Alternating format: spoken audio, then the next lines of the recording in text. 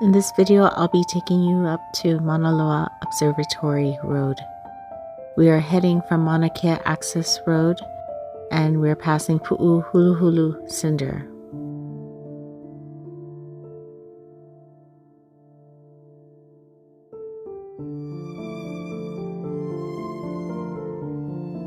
We're about to turn here on Mauna Loa Observatory Road.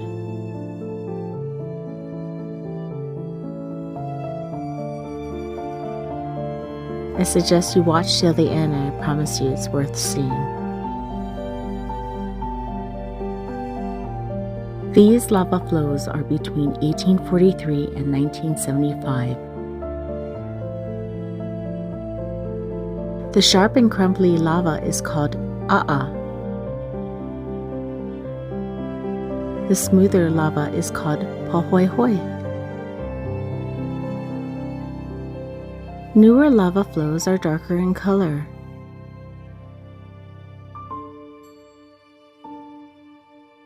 Brown and lighter colored lava is from older flows. You can see the pu'u, cinder cones, in the distance. And in the distance is Mauna Loa. The drive is about 45 minutes to the observatory. It is a 17-mile one-way paved narrow road built through lava. It is really barren. Little trees and shrubs are present. This area is called Mauna Loa Forest Reserve.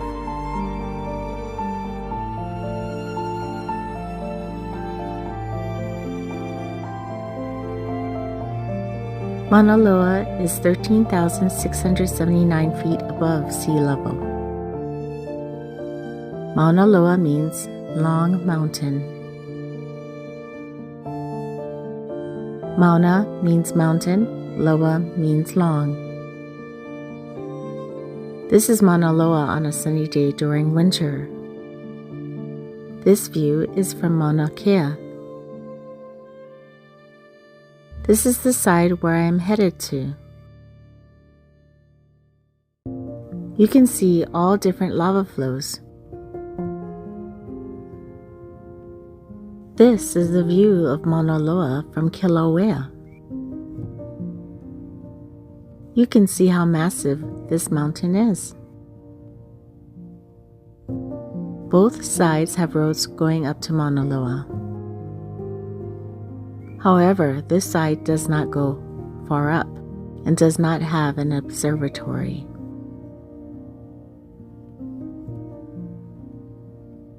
You can climb up to the summit from both ways, and is a 30-mile hike up, and it takes 3 to 5 days to get up to the summit, but you will have to get a permit at the national park.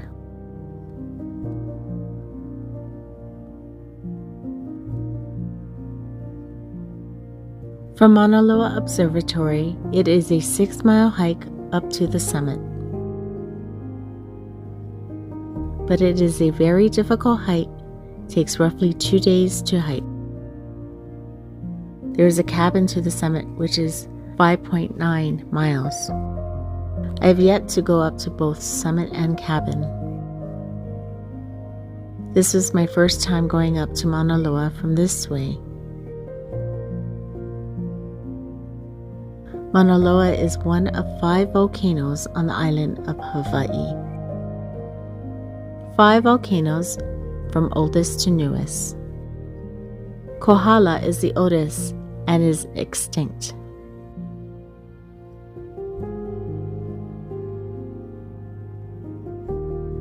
Mauna Kea is dormant.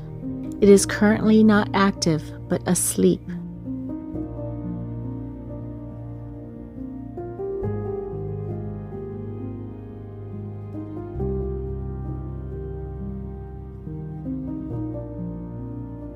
Hualalai is also a dormant volcano.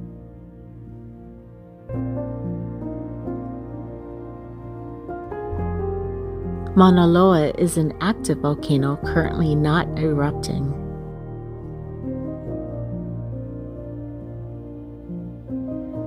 Kilauea is currently an active volcano and has been erupting since late September of 2021. Mauna Loa is currently the largest subaerial volcano in both volume and mass. It is considered the largest noticeable volcano in the world, although Tamu Massif is the largest underwater volcano on Earth.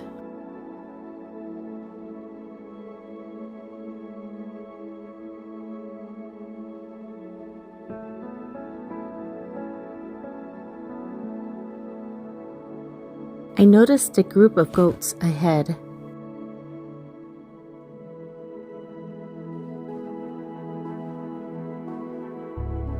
Goats are seen all over the side of the island, as well as in Kona on old lava flows.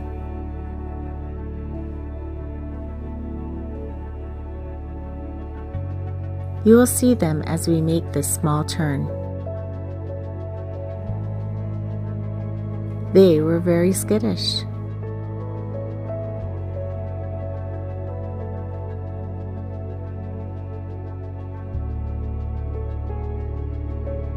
That's Mauna Kea off in the distance.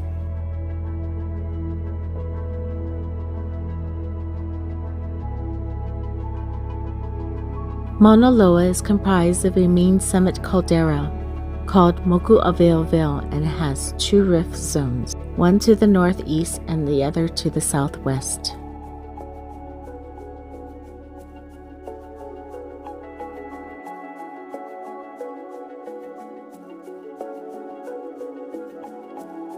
Mauna Loa's last eruption was on April 15, 1984. The eruption started on March 25th at around 1:30 a.m. Seismic stations located at Moku Aveoveo caldera began picking up swarms of earthquakes beneath Mauna Loa.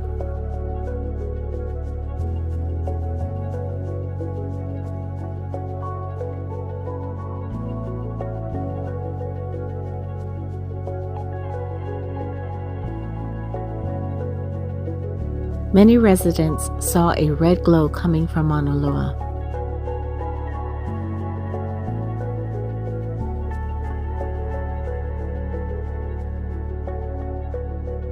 On March 26, began heading towards Kulani Prison.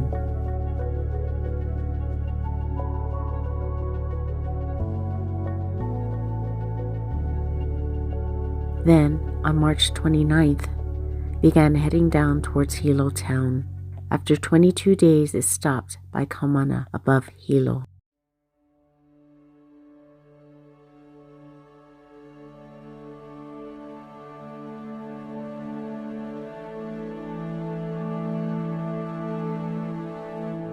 Mauna Loa is a shield volcano which produces low viscosity lava formed by fluid basaltic lava flows. They are unlike stratovolcanoes like Mount St. Helens or Krakatoa. Stratovolcanoes are formed from viscous, sticky lava which does not flow easily. This type of lava produces explosive eruptions due to gas building up in the viscous magma.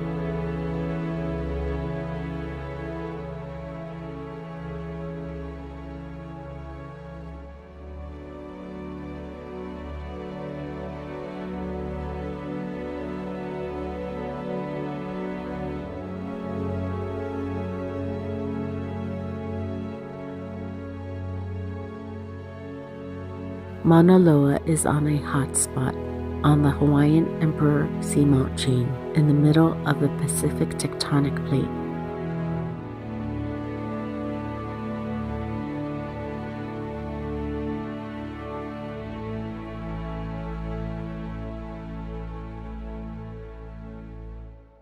Mauna Loa, Kilauea, and Lo'ihi Seamount all reside on the hot spot.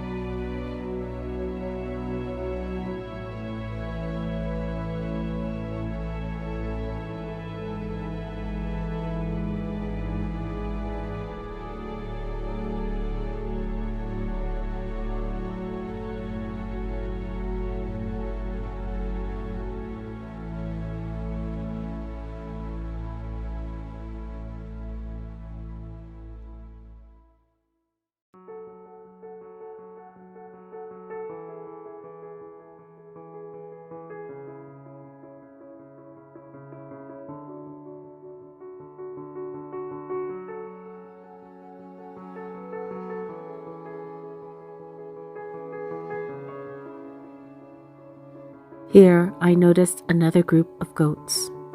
They were also skittish like the first. It's truly amazing how well they are on the A'a lava.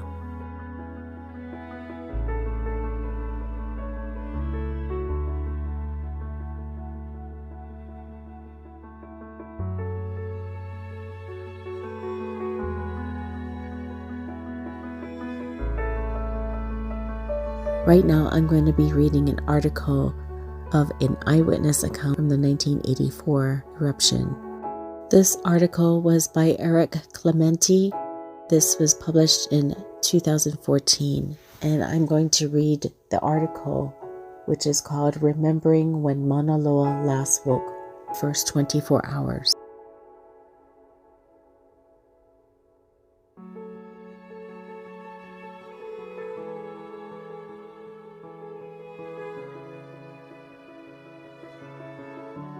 A departing scientist-in-chief, faulty equipment, and a late-night eruption kicked off a startling 22-day event in the spring of 1984, Mauna Loa's most recent awakening. Bob Decker's bags were packed. After running a government-funded volcano observatory in Hawaii for 5 years, from 1979 to 1984, he was moving from the Big Island to Northern California to work at a sister agency. Much of Decker's final 2 years at the Hawaiian Volcano Observatory were devoted to watching Mauna Loa, the only Hawaiian volcano in position to threaten the island's largest city of Hilo to the northeast and residential neighborhoods to the southwest. After a few quiet years, the massive mountain had shown 3 key signs of awakening: increasing seismic or earthquake activity, a bulging mountainside, and an expanding summit crater. But on the evening of Saturday, March 24, 1984, Mauna Loa's activity seemed ordinary, so Decker took a deserved break and attended his goodbye party, which was held at Lava Lounge, a small bar located close to the observatory. Some staff members put on a skit acting out a hypothetical scenario on which was on everyone's mind. What if Mauna Loa erupted that very night? According to Jack Lockwood, then a Mauna Loa geologist and one of the party attendees, we joked, we drank a lot. That was the end of it. By around midnight, everyone had turned in, but as the geologist fell asleep, the volcano started stirring. In the hours and minutes prior to the eruption, magma pushed rapidly towards the surface with great force, and the volcano shivered repeatedly in response.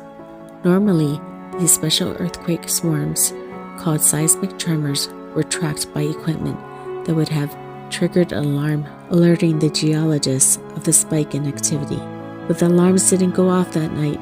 High winds atop Mauna Loa had caused disruptive false alerts in previous weeks, prompting the scientists to temporarily shut the summit's seismic alarm off. The ground shaking did not go entirely unnoticed. Atop the tall mountain of Mauna Kea, which was 25 miles northeast of Mauna Loa's peak, astronomers working late at night felt the earthquake around 1 a.m. At different telescopes, scientists played telephone tag. Did you feel that?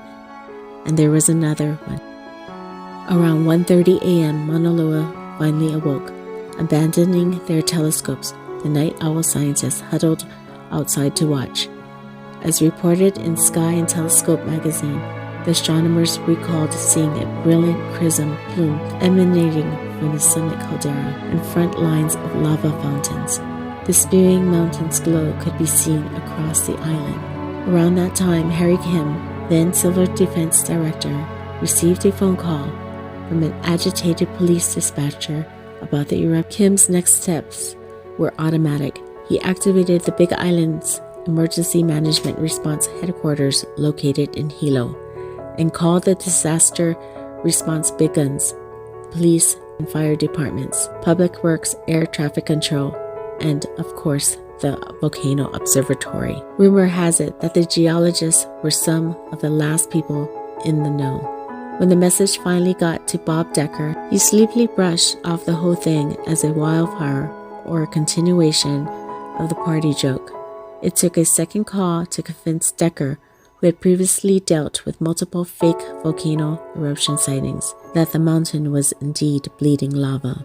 Regardless of how they found out, geologists were at the observatory by early morning chugging coffee, groggily reading income data and preparing for an eruption site visit. Meanwhile, an hour away in Hilo, emergency responders outlined an initial response plan, including evacuating a group of hikers staying at the cabin a few miles away from Mauna Loa summit.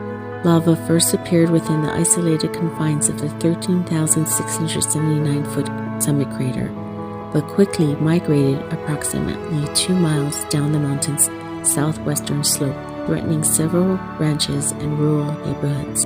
Around 4 a.m. before daybreak, the eruptive activity moved. New flows reappeared atop the mountain.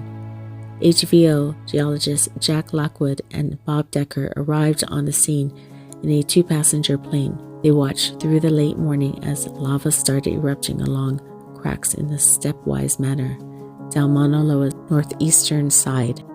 For Lockwood, the eruption shift to lower elevation signaled that the lava had the potential to threaten Hilo. The fresh cracks were not directly visible, Lockwood recalled. Their locations could be inferred from an outpouring of steam, which was whitish in color. As the cracks increased in size, old volcanic lava fell in and released reddish rock dust colored the gas. Then abruptly, lava started fountaining some 100 feet into the sky. The steam was still there, but it was less visible among the backdrop of splattering lava. Back at the observatory, calls were flooding in from far Washington, D.C. At the time, the observatory did not have the media relations officer, so volunteers manned the telephones. By the end of Sunday, March 25th, the eruption's first day, the hikers staying at Mauna Loa's hiking lodge had safely descended, and the volcano's various hiking trails had been closed. Moreover, lava had been progressed to the elevation of 9,350 feet, only a few miles away from critical infrastructure.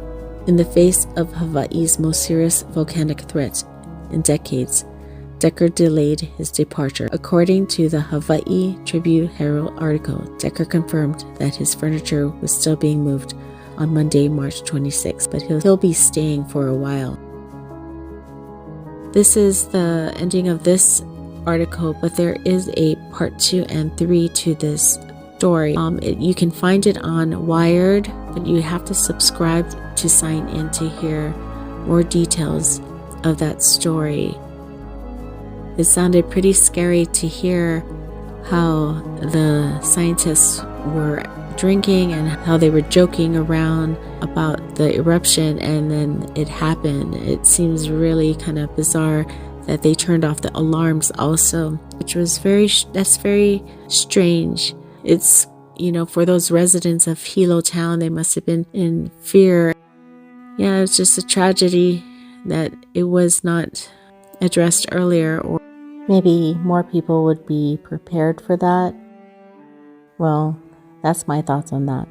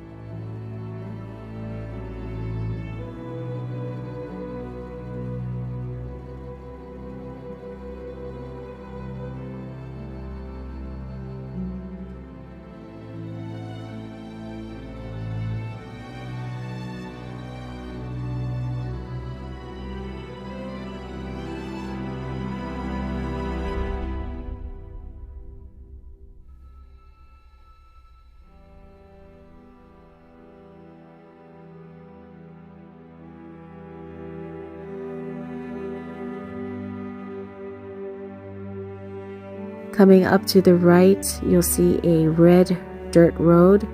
There's no sign, but it is High Seas, which is Hawaii Space Exploration Analog and Simulation. According to their website, it is an analog space research station on an isolated Mars and Moon-like site in Mauna Loa volcano on the Big Island of Hawaii at approximately 8,200 feet above sea level. You can find more about what they do.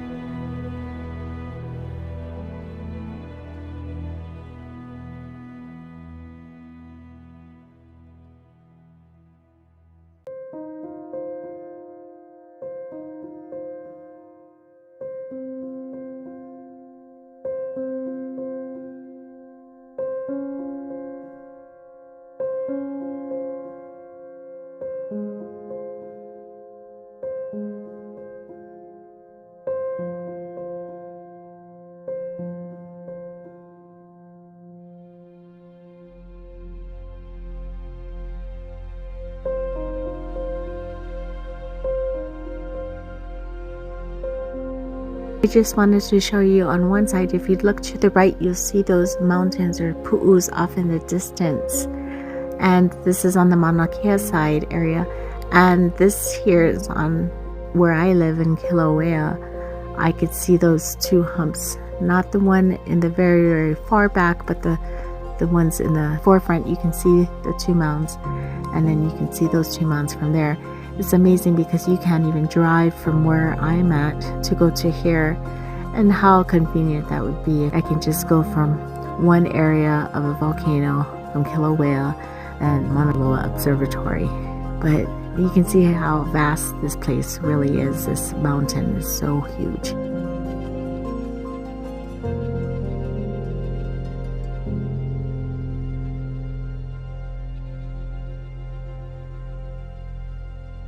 I'm going to read portions of Hawaii Legends of Volcanoes by W.D. Westervelt. This book was done in 1916, and I'm going to read you the forward part of it from Thomas A. Jagger, Jr.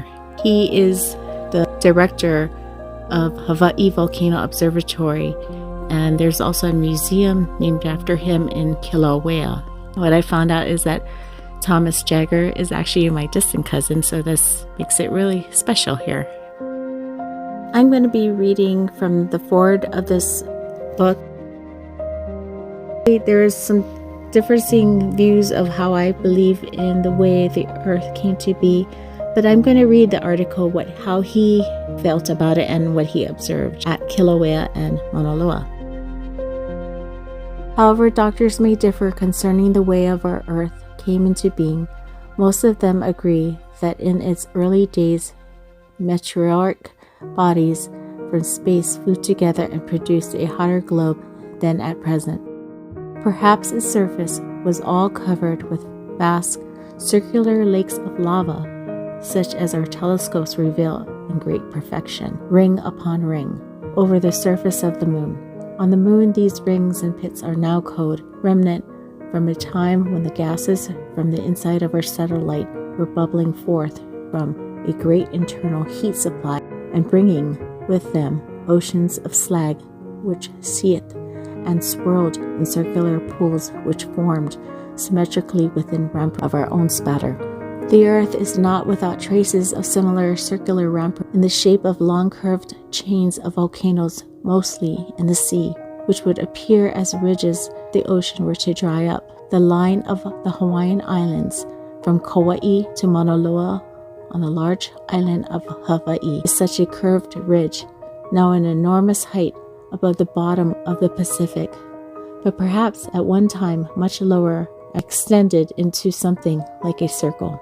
These islands appear to have been built by overflows of lava from a curved crack which followed along the old rampart, just as we now find smoke cracked along the small ramparts which restrain the hot lavas of Halema'uma'u in the pit of Kilauea. The last activity along this crack appeared to have moved slowly through thousands of years from west to east, and each volcanic mountain that was built made a stopper to force the liquid out along the crack farther eastward until finally two live volcanoes, Mauna Loa and Kilauea, were left at the extreme east end, still spouting out the liquid and building up domes. Some men of science say that the molten liquid, which is mostly of iron stained glass, foamy, with the intensely hot gases which escape from the inside of the earth, comes from an underlayer beneath the outer crust of the earth, which would be found anywhere if we went down deep enough. Others say that it comes from the scattered pockets of liquid under the stiff shell and over the stiffer inner globe. However this may be, there is some agreement that the depth from which the liquids come is about 70 miles, and we know that vast quantities of gas escape with them. Possibly the gases unite chemically with each other and so themselves produce some of the heat. It is clear that heat and gas action are the motive agents which make volcanoes so lively. So much simultaneously, Mauna Loa and Kilauea may maintain liquid columns of lava at two different elevations, 10,000 feet apart. This is accounted for by the fact that the melting glass is so charged with gases under the high pressure that it seeps up and down in the cracks and tubes which it occupies according to their form and size, and according to the coming together and opening apart of their walls, just as a sparkling wine makes a foam which rises or falls according to the suddenness of the uncorking or to the size of the glass into which it is poured. Sudden uncorking is an apt simile for volcanoes in general, as most of them, unlike Kilauea, erupt very suddenly and explosively. This is due to the way in which the gas-charged liquid has become confined under the solidified mountain, and so only at long intervals become so hot and so insinuating that it finds a way out, and once released spouts like an open safety valve of steam engine until the gas pressure is relieved. But even Kilauea is not guiltless of terrific and destructive explosive eruption. About 1790, thousands of tons of gravel and boulder and dust were strewed over Hawaii from Kilauea, covering hundreds of square miles, destroying the vegetation and killing some of the people. This would appear to be a crisis reached every few centuries, and perhaps dependent on building up of the mountain by lava to a certain height where the foam column is so confined that it can no longer overflow and is so compelled to explode. Mauna Loa is much more productive volcano than Kilauea, for its flows have covered a vast territory with new lava within the century past, whereas Kilauea has done much less overflowing. Everything indicated that Kilauea is older than Mauna Loa. Mauna Loa, with its flowing tending through the ages of bury up Kilauea. And it is quite possible that within a few centuries there will be flows from Mauna Loa which will cascade over the wall of Kilauea crater, and so make Kilauea mountain to be a mere spur of Mauna Loa. Mauna Kea to the north appears to have a great circular volcano about 100 miles in diameter, and when it had extinguished itself by too much building, its lava took refuge in making two new cones out of the edge of the old mountain, namely Kilauea and Hualalai. These built up until they had nearly exhausted the lava available, owing to their height, and then a new vent, Mauna Loa, burst out in the center, filling a long spoon valley between them and the southwest of Mauna Kea. The new mountain has now built itself up to the height almost equal to Mauna Kea, and probably in a few centuries will begin exploding and heaping up cinder cones just as Mauna Kea did before it finally became extinct. Some such stories as this outlines its tremendous events, explosions, whirlwinds, avalanches, lava flows, earthquakes, and fiery blasts, which compose the narrative of the main Pele before man appeared upon the scene. We do not know how much more frequent these things were in the old days, but there were probably eras of quiet and eras of excitement, just as the present. It behooves us to give the closest possible attention to all events of the present and to record them faithfully, so as to render to the scientific historian of the future a consecutive account of all detail which will lead up to some great crisis in the days to come. T.A. Jagger Jr., Director, Mass Institute, Technology, Hawaii Volcano Observatory, Kilauea Crater, October 1916.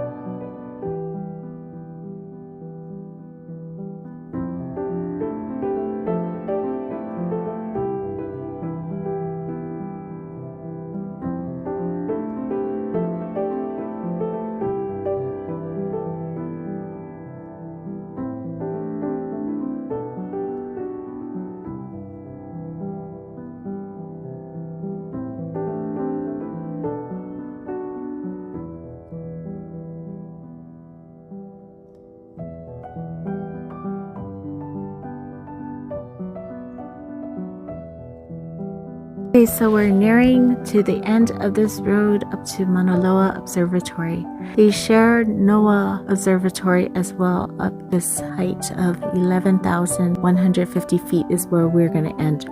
They're just a little bit higher than where we will stop at this parking lot. And I must say, I got really sick, like elevation sickness from this area.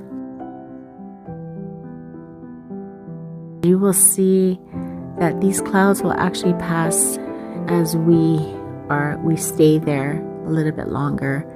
And I will not say anything more, only that you will see Maui off in the distance, Haleakala Peak, and I will point that out on the video, and also Mauna Kea. And before I stop talking, I will show you the detailed map of where we're at. And I'm just mind blown by this area. It's so much different than when I went up to Haleakala, because Haleakala, it's like so many different colors of browns and oranges and yellows. And this is quite like below where you see all the lava flows. And even Mauna Kea is a little bit different. There's a lot more brown because those are older eruptions. These are all new eruptions. That's why it's so dark. So you can see the Observatory Trail here. The Cabin Trail and Summit Trail Junction is 3.8. And then Mauna Loa Cabin is 5.9. That's the one that is the blue one. And the Mauna Loa Summit is 6. And I'm just looking up at just how high we are. We're above most of the clouds, and it is actually clearing up here.